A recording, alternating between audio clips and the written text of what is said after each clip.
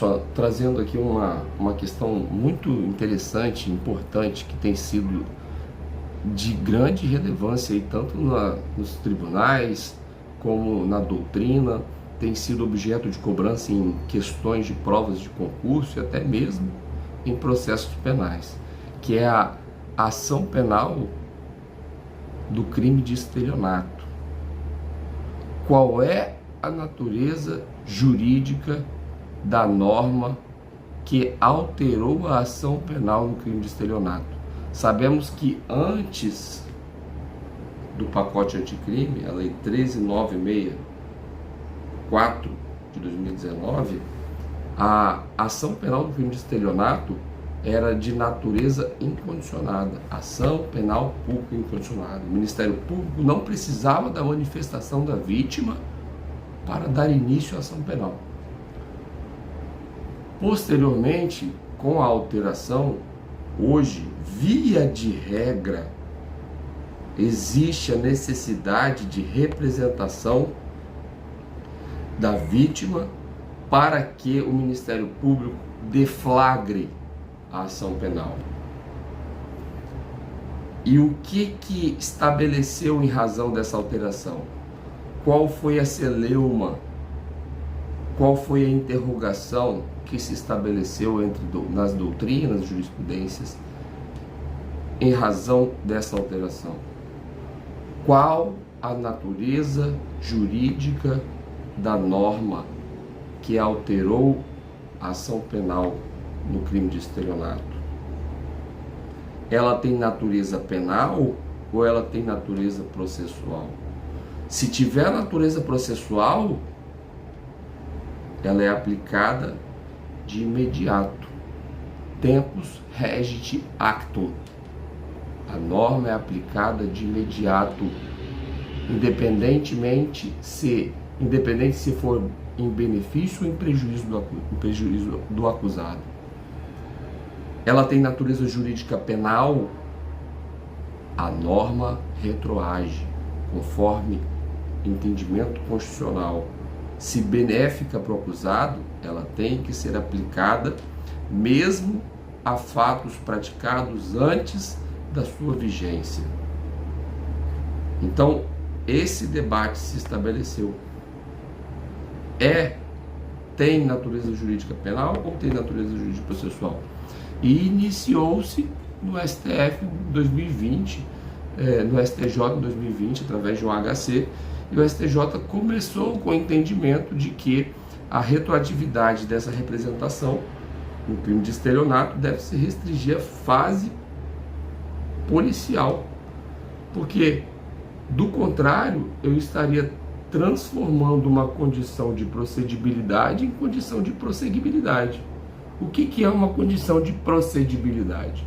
A condição de procedibilidade é aquela que, para dar início a uma ação penal, eu preciso de uma condição, que é a representação da vítima.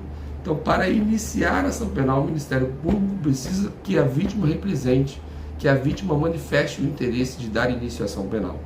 E o que é condição de prosseguibilidade? Para dar continuidade a uma ação penal já iniciada, é necessário a representação. Então, condição de procedibilidade para dar início, condição de prosseguibilidade para dar sequência, continuar. E o debate continuou em vários habeas corpus, em várias decisões dos tribunais e outras decisões do STJ determinando que não era cabível a aplicação retroativa da norma que alterava a ação penal do crime de estelionato. E aí veio um entendimento do STF, o último entendimento do STF, que é um entendimento que tem sido aplicado, não é um entendimento prevalecente. Veja que existem várias decisões, mas o STF tem aplicado, e a tendência é que esse entendimento permaneça, esse entendimento seja realmente o majoritário. O que o STF entendeu? O STF entendeu que a alteração, a norma que alterou a ação penal do crime de estelionato, tem natureza mista ou híbrida. O que isso significa? Significa que é uma norma que possui características processuais e características penais. Então eu pergunto, ela retroage ou não retroage? O que prevalece nessa norma? Prevalece a natureza jurídica penal. Então, se ela tem caráter híbrido, ou seja, existem normas processuais, genuinamente processuais e penais. Genuinamente processuais, não existe retroatividade, ainda que em benefício ou prejuízo do acusado, aplicado de imediato. Penal, retroage em benefício do acusado. E mista, híbrida, penal e processual em uma mesma norma, prevalece que retroage, se em benefício do acusado. Então, o entendimento é que prevalece o caráter penal da norma em benefício do acusado. E o que isso significa?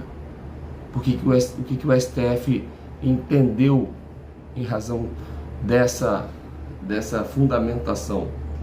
Entendeu que a alteração do crime de estelionato, no que tange a natureza da ação penal pública de incondicionada para condicionada, a representação via de regra retroage. Então ela passou a ser também condição de prosseguibilidade e não só procedibilidade.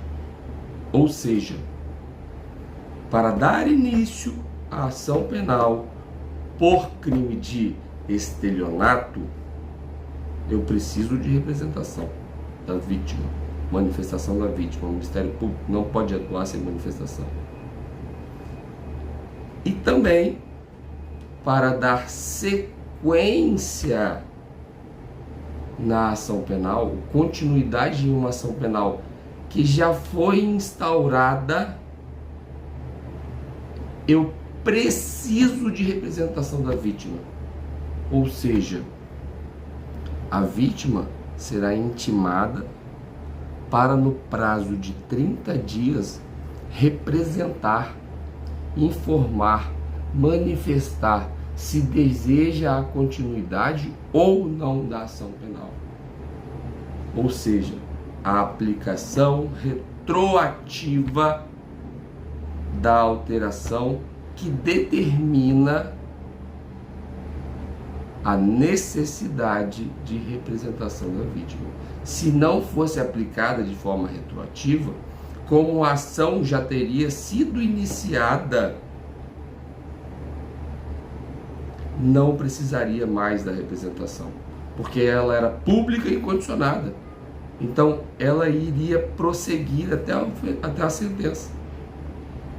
Mas como o STF entendeu que a alteração da norma tem natureza jurídica mista ou híbrida, prevalecendo as características penais,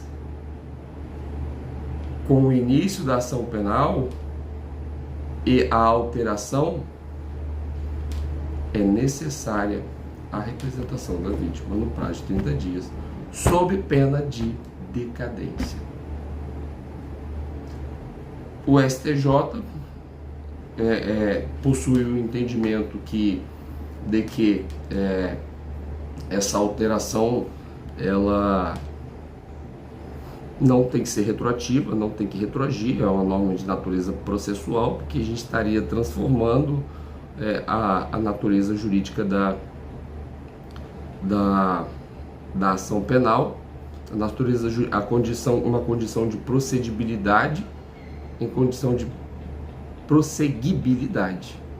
E o STF, esse entendimento, que é uma interpretação constitucional em razão da retroatividade da lei penal benéfica. Então, esses são os entendimentos, mas a previsão de que o STJ venha a seguir o entendimento adotado pelo STF.